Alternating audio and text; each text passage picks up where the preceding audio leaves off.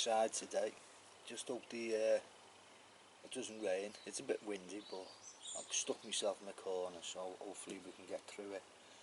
Right, so this is all about learning from scratch about metal detecting, starting metal detecting. I'm not doing this on my own, by the way. I've asked a few of the lads on YouTube. Any suggestions, just let me know, because I can't remember everything. Right, so first off, here's a metal detector. Have a good look at it, as you're not seeing that no more till probably the next video. Right, see, the reason I've done that is most people, they want to start metal detecting. First thing they do is get a metal detector. Totally wrong, totally the wrong approach. So I'll go through a few things with you. Right, on this list here I've got, don't rush out and get a detector. Right, but a little thing, a little side note to that, if you are going to get one ready to start, don't buy a Ferrari. If you're going to learn to drive, you don't buy a Ferrari. I mean, you can't afford one, like, but the thing is, you buy a little runabout until you get used to driving, then you upgrade. Same thing with metal detectors. Anyway, that's for a later date, right? Just a little heads up on that. Right, you might be thinking, well, I'll start metal detecting, look at all these fields around me. That doesn't work either. Right, if I stand up now and look about, I can see all gardens around where I live. But I can't go in them people's gardens and start digging holes. You know, they're not going to be very pleased about it. As the same with fields, they belong to someone, so you've got to go about it the right way. Right? They could even belong to the council. The farmer might rent the fields off the council, and some councils do not like metal detecting on their land. So even if the farmer says yeah, there's a bit of a iffy point there. So same with parks and stuff like that. The council run, you better check with the council first. Now these are all things you can do before you get your metal detector, right? Because you'll only be disappointed otherwise. You get your detector and then you've got nowhere to go, so check out first, right? With beaches, now you used to have get a permit online, right? Because that comes under the Crown, right? The Crown estate belongs to the Queen and all that. You can go on the Crown Estate website and that'll give you more information. As I say, they no longer do online permits apparently. So that's another thing. If you live by a beach, you think, well, I'm going there. Well, check that out first. Another thing, have you got a garden? I know it's a silly question, but alright, if you've got a garden, you can start learning your detector in the garden until you get somewhere. So if you've got a garden, you might be alright. But if you live in a flat and you haven't got access to anywhere, then you've got to get somewhere first, haven't you? Right, so now we're on to permissions now. And what you've got to do, you've got to use these things on the end of your legs called feet. You've got to walk around, knock on farmers' doors. Don't go tea time like or something like that when he's sat down enjoying his tea. But try and catch him, have a chat with him, tell him what you want to do. And I'll just show you this. I got these made, right? Can you see that? I've blanked the bottom out with all my details on. But it's a little like business card if you want. And it's got a Cheshire metal detecting, searching for our history, not destroying it, Tom Wood, right? And then all my details are on there. So if the farmer's going, oh, I'm not sure and all, I say, look, there's my card with all my details on, so he knows who you are. But that's something to look into and all. I think it cost me about 16 quid for 200. Right, so as I say, you've got to go and get permissions first, right? And when you do go, don't go in your scruff. Don't go in your metal detecting gear, expect them to say, yeah, go on there now. Don't do that, no. Go tidy, not in the suit and all that, but just, you know, tidy. And take it from there. And now another thing is, along with like a business card, if you join, it's up to you, National Council for Metal Detecting, you get a card off them. It's £8 a year, and you get public liability cover, or civil liability cover, up to £10 million. So you can show the farmer your card as well. I haven't got mine, mine's in my metal detecting gear, but you can show them that as well and say, look, I'm totally insured. You know, if I leave a gate open, your cow runs off with the bull from up the road and they marry and all that, you know, you're covered, right? So, right, so that's that.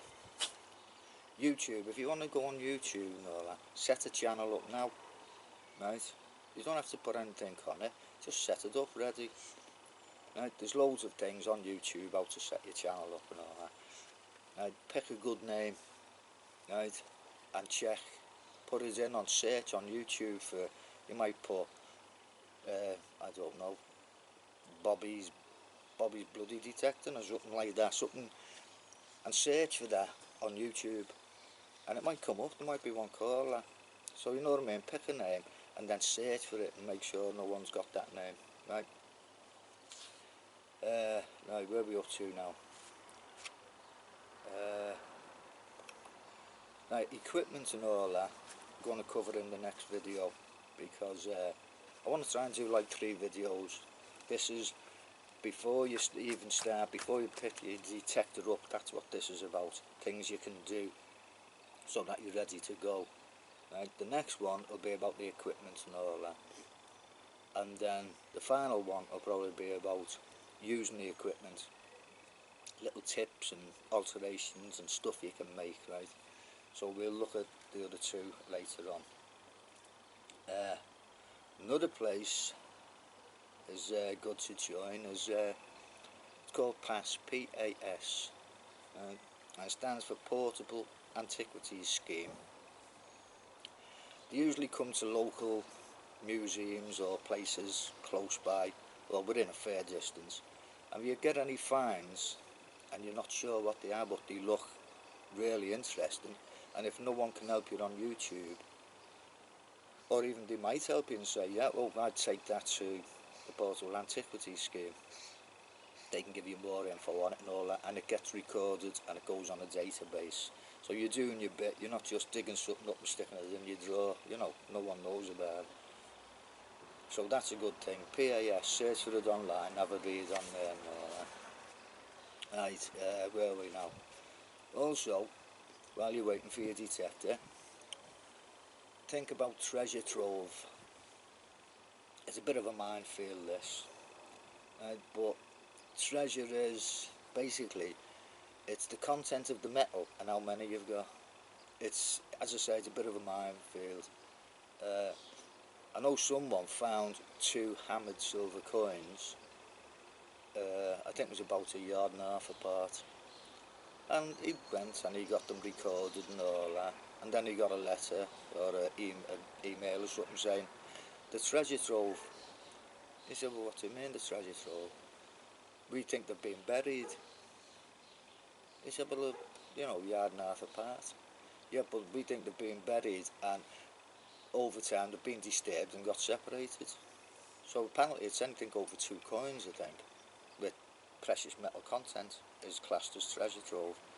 Now we was arguing that no, it's a coin spill. That means they fell out of someone's pocket by accident. They haven't been buried, just lost them by accident, right? But no, they said no, the treasure trove. So I think a museum bought them off him for, what was it, something ridiculous, you know what I mean?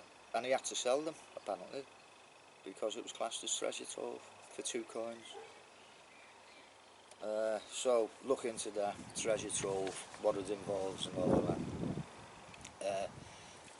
And last thing, you don't think about it sometimes, is you think I've got to do everything on my own, I've got to do this, I've got to, you know, ba ba ba ba ba ba and all that. You can get, but then you've got friends, maybe there's clubs in your area, metal detecting clubs in your area.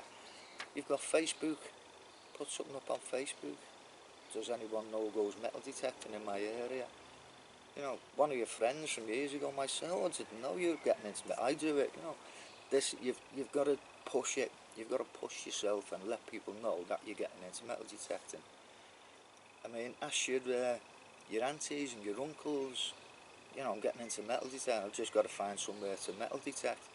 Oh, your uncle says, oh, I know old Father Tom down the road from me.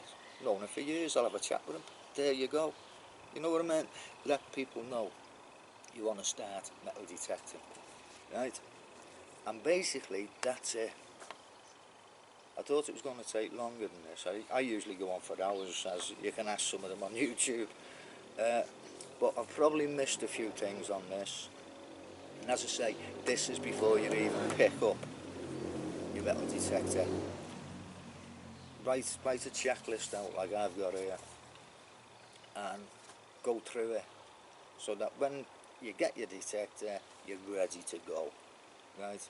And I'm doing this so that you don't get into trouble, or you don't get any pitfalls. You think, oh God, I should have done that, or things happen. Believe me, things happen, right? So that's roughly about it. I don't think I've missed anything. You wait till I put this video up and oh, you missed this, oh, you missed that. But that's what this series of videos is about. As I say, only be 1, 2, 3. Should imagine so anyway. So that's it, right? So if you're going to start and thinking of starting, good luck with everything. It's a great hobby. There's some, I've disappeared there. There's some great people. There's a great YouTube community of metal detectorists, but you've got to be careful. That's for another video there, right? We want you to enjoy this hobby. It's one of the best hobbies there is. We want you to enjoy it. We want you not to get misled.